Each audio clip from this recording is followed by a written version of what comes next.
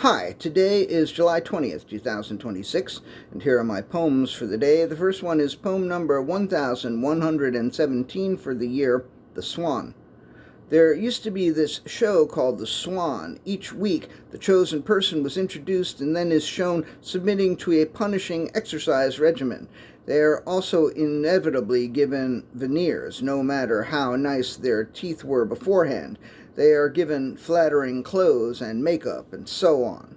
And then there's the reveal, and they cry with happiness at their reflection in the mirror. So the show could have been called Narcissus or something like that, but it was called The Swan.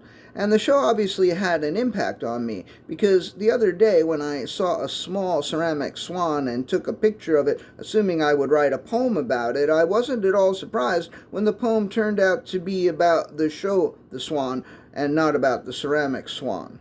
Poem number 1118, The Swear. The swear leaped out of the foul mouth of the angry son of a bitch, who cursed the day he was born, and cursed the day he will die, and all the days in between in which he had to live. After the swear left the lips of the angry son of a bitch, it floated down the block and slipped into a gym, where it worked out for most of the day so as to get all of the tension out. It is not always easy to be a swear about to be sworn, but once a swear has been sworn, it can more or less write its own ticket. Poem number 1119, Shit Show at Moynihan Station.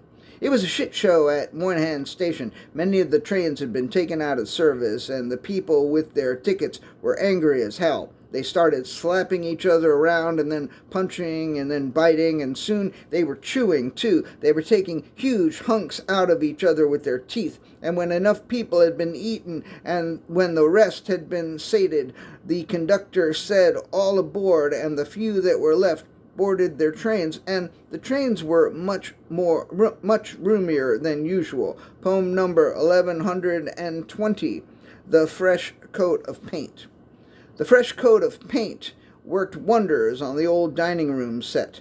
The chairs and table nearly sparkled with color and joy. So he decided not to stop there, and he painted his lawnmower, his refrigerator, his clothing, the floors and ceilings, the staircase, the bowl of fruit, the vegetables, really everything he could think of except his dog Rusty, who ironically could have used a fresh coat of paint.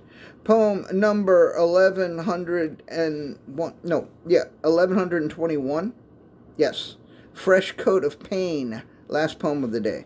After the pain wore off, he decided he needed a fresh coat. So he bought a new coat and sewed hair and nettles and needles and barbs into the inside of the coat, and he put it on and stepped out into the 105-degree weather and said, "This is more like it. This is what I deserve. Pain never felt so good and so uncomfortable as it does right now." And he promised himself that when the pain subsided, as it always inevitably does, that he would go out and get himself another fresh coat immediately. All right, that's it. Thank you. I appreciate you.